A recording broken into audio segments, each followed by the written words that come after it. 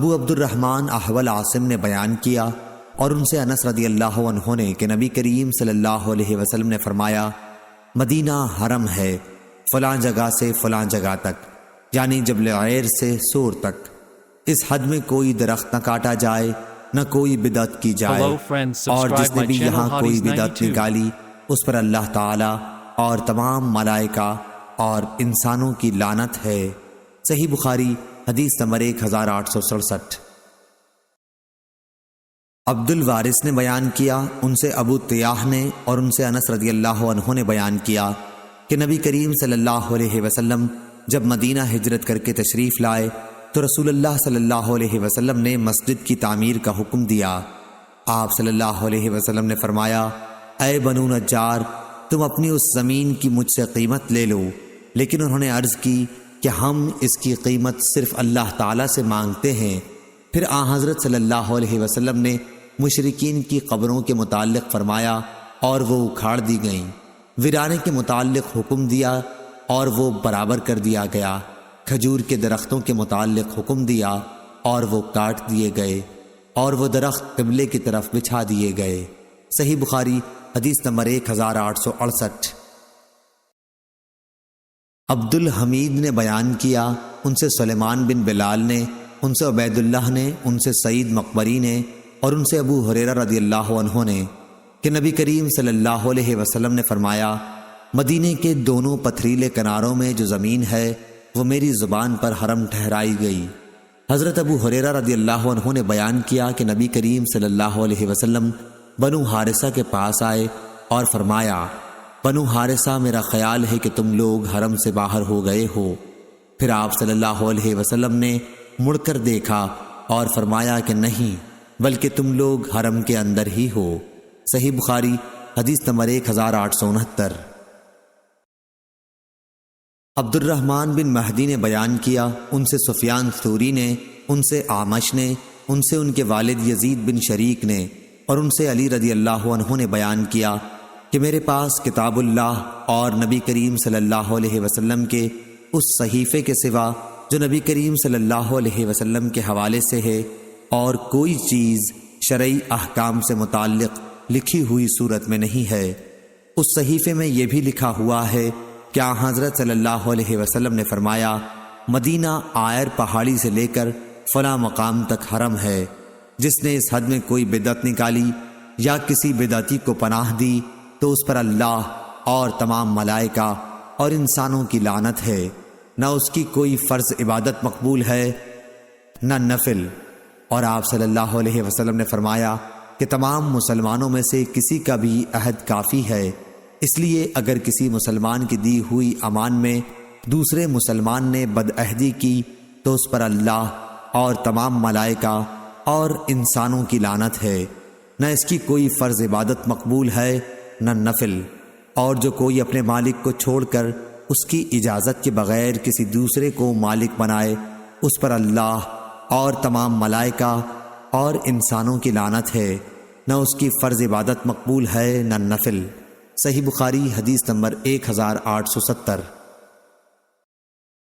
یحییٰ بن سعید نے بیان کیا کہ میں نے ابو الحباب سعید بن یسار سے سنا، انہوں نے کہا کہ میں نے ابو ہریرہ رضی اللہ عنہ سے سنا، انہوں نے بیان کیا کہ حضرت صلی اللہ علیہ وسلم نے فرمایا کہ مجھے ایک ایسے شہر میں ہجرت کا حکم ہوا ہے جو دوسرے شہروں کو کھا لے گا، یعنی سب کا سردار بنے گا۔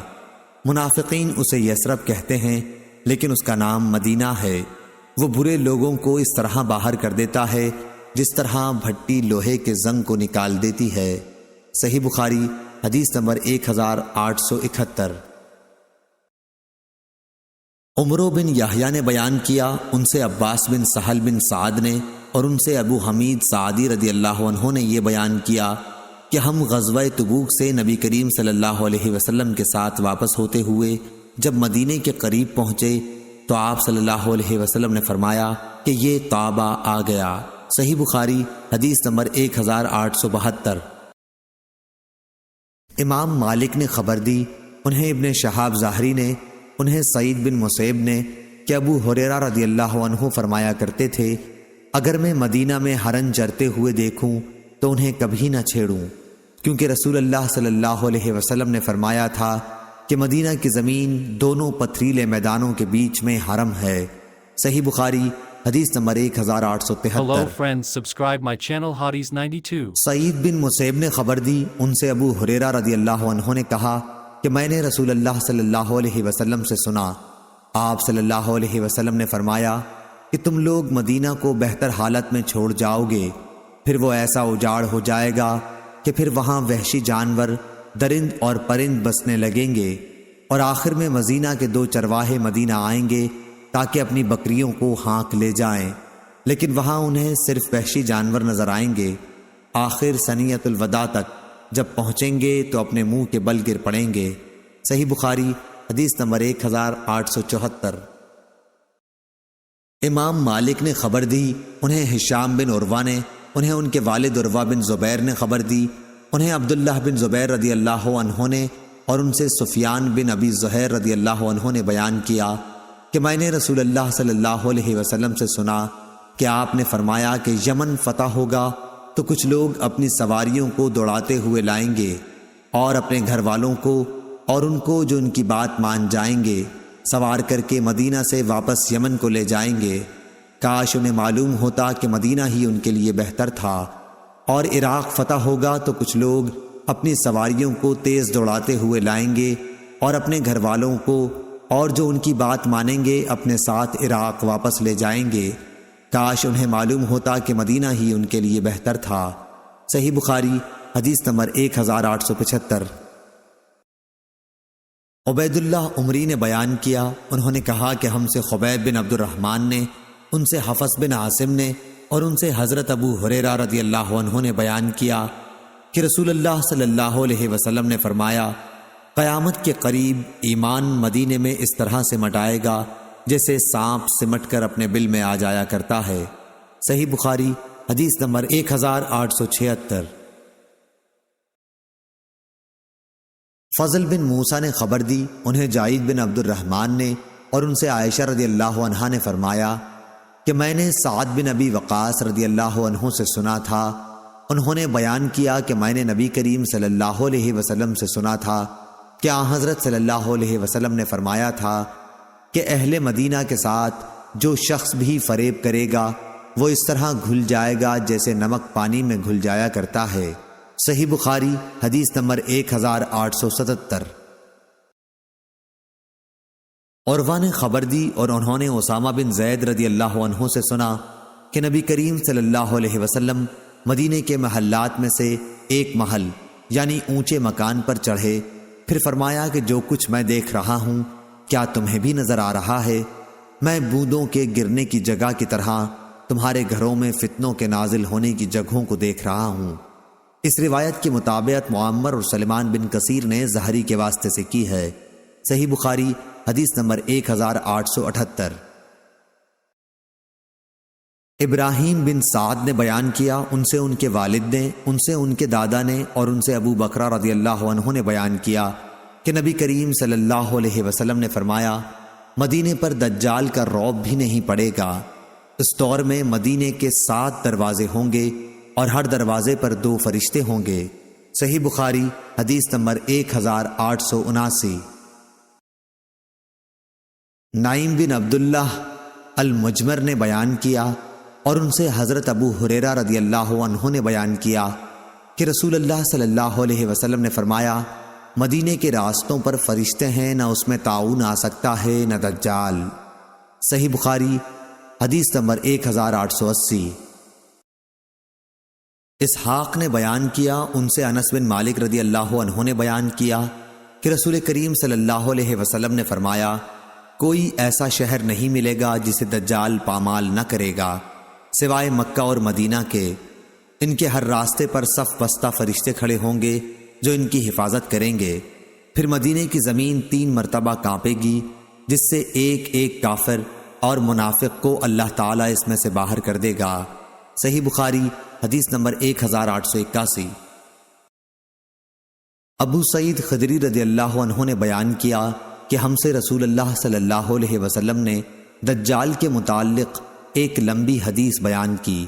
آپ صلی اللہ علیہ وسلم نے اپنی حدیث میں یہ بھی فرمایا تھا کہ دجال مدینہ کی ایک کھاری شور زمین تک پہنچے گا، اس پر مدینے میں داخلہ تو حرام ہوگا، مدینہ سے اس دن ایک شخص اس کی طرف نکل کر بڑھے گا، یہ لوگوں میں ایک بہترین نیک مرد ہوگا، یا یہ فرمایا کہ بزرگ ترین لوگوں میں سے ہوگا۔ وہ شخص کہے گا کہ میں گواہی دیتا ہوں کہ تو وہی دجال ہے جس کے متعلق ہمیں رسول اللہ صلی اللہ علیہ وسلم نے اطلاع دی تھی۔ دجال کہے گا کیا میں اسے قتل کر کے پھر زندہ کر ڈالوں تو تم لوگوں کو میرے معاملے میں کوئی شبہ رہ جائے گا؟ اس کے حواری کہیں گے نہیں، چنانچہ دجال انہیں قتل کر کے پھر زندہ کر دے گا۔ جب دجال انہیں زندہ کر دے گا تو وہ بندہ کہے گا واللہ اب تو مجھ کو پورا حال معلوم ہو گیا کہ تو ہی دجال ہے۔ دجال کہے گا لاؤ اسے پھر قتل کر دوں، لیکن اس مرتبہ وہ قابو نہ پا سکے گا۔ صحیح بخاری حدیث نمبر 1882۔ سفیان نے بیان کیا ان سے محمد بن منقدر نے اور ان سے جابر رضی اللہ عنہ نے کہ ایک اعرابی نے نبی کریم صلی اللہ علیہ Hello وسلم کی friends, خدمت subscribe میں my حاضر channel ہو کر Hotties 92 اسلام پر بیعت کی۔ دوسرے دن آیا تو اسے بخار چڑھا ہوا تھا، کہنے لگا کہ میری بیعت توڑ دیجئے۔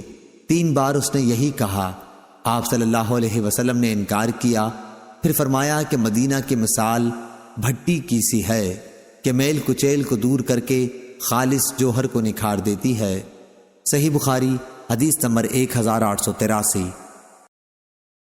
عبداللہ بن یزید نے بیان کیا کہ میں نے زید بن ثابت رضی اللہ عنہ سے سنا، آپ فرما رہے تھے کہ جب نبی کریم صلی اللہ علیہ وسلم جنگ احد کے لیے نکلے تو جو لوگ آپ صلی اللہ علیہ وسلم کے ساتھ تھے ان میں سے کچھ لوگ واپس آ گئے، یہ منافقین تھے۔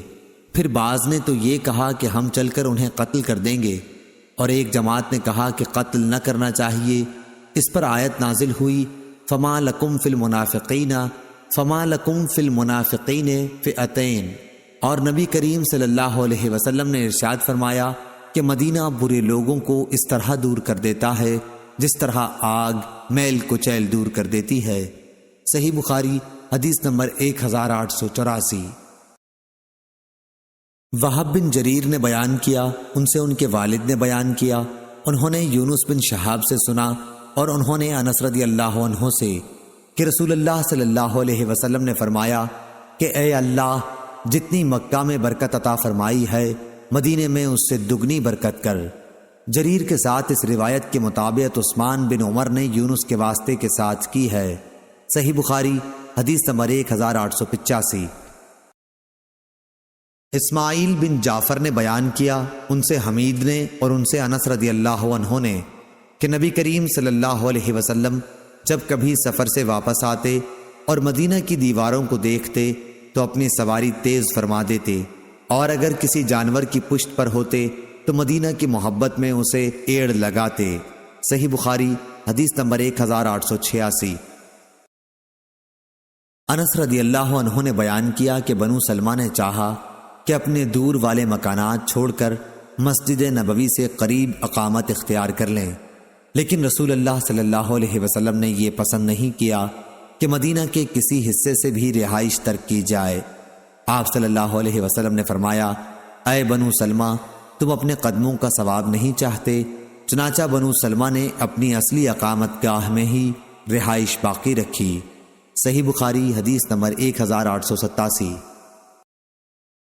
خبیب بن عبد الرحمن نے بیان کیا ان سے حفص بن عاصم نے اور ان سے ابو ہریرہ رضی اللہ عنہ نے کہ نبی کریم صلی اللہ علیہ وسلم نے فرمایا میرے گھر میرے ممبر کے درمیان جنت کے باغوں میں سے ایک باغ ہے، اور میرا ممبر قیامت کے دن میرے حوض کوثر پر ہوگا۔ صحیح بخاری حدیث نمبر 1888۔ ابو اسامہ نے کہا ان سے ہشام نے ان سے ان کے والد عروہ نے اور ان سے عائشہ رضی اللہ عنہا نے کہ جب رسول کریم صلی اللہ علیہ وسلم مدینہ تشریف لائے تو ابو بکر اور بلال رضی اللہ عنہ بخار میں مبتلا ہو گئے۔ ابو بکر رضی اللہ عنہ جب بخار میں مبتلا ہوئے تو یہ شعر پڑھتے، ہر آدمی اپنے گھر والوں میں صبح کرتا، حالانکہ اس کی موت اس کی جوتی کے تسمے سے بھی زیادہ قریب ہے۔ اور بلال رضی اللہ عنہ کا جب بخار اترتا تو آپ بلند آواز سے یہ اشعار پڑھتے، کاش میں ایک رات مکے کی وادی میں گزار سکتا اور میرے چاروں طرف ازخر اور جلیل گھاس ہوتی۔ کاش ایک دن میں مہنا کے پانی پر پہنچتا، اور کاش میں شامہ اور طفیل پہاڑوں کو دیکھ سکتا۔ کہا کہ اے میرے اللہ، شیبہ بن ربیعہ، عتبہ بن ربیعہ اور امیہ بن خلف مردودوں پر لعنت کر، انہوں نے ہمیں اپنے وطن سے اس وبا کی زمین میں نکالا ہے۔ رسول اللہ صلی اللہ علیہ وسلم نے یہ سن کر فرمایا، اے اللہ، ہمارے دلوں میں مدینہ کی محبت اسی طرح پیدا کر دے جس طرح مکہ کی محبت ہے، بلکہ اس سے بھی زیادہ۔ اے اللہ، ہمارے سا اور ہمارے مد میں برکت عطا فرما، اور مدینہ کی آب و ہوا ہمارے لیے صحت خیز کر دے، یہاں کے بخار کو جحفہ میں بھیج دے۔ عائشہ رضی اللہ عنہا نے بیان کیا کہ جب ہم مدینہ آ گئے تو یہ خدا کی سب سے زیادہ وبا والی سرزمین تھی۔ انہوں نے کہا، مدینہ میں بطحان نامی ایک نالے سے ذرا ذرا بدمزہ اور بدبودار پانی بہا کرتا تھا۔ صحیح بخاری حدیث نمبر 1889۔ لیث نے بیان کیا، ان سے خالد بن یزید نے، ان سے سعید بن ابی ہلال نے، ان سے زید بن اسلم نے، ان سے ان کے والد نے، اور ان سے عمر رضی اللہ عنہ نے، جو فرمایا کرتے تھے، اے اللہ، مجھے اپنے راستے میں شہادت عطا کر، اور میری موت اپنے رسول اللہ صلی اللہ علیہ وسلم کے شہر میں مقدر کر دے۔ صحیح بخاری حدیث number 1890۔ Hello friends, subscribe my channel Hotties92.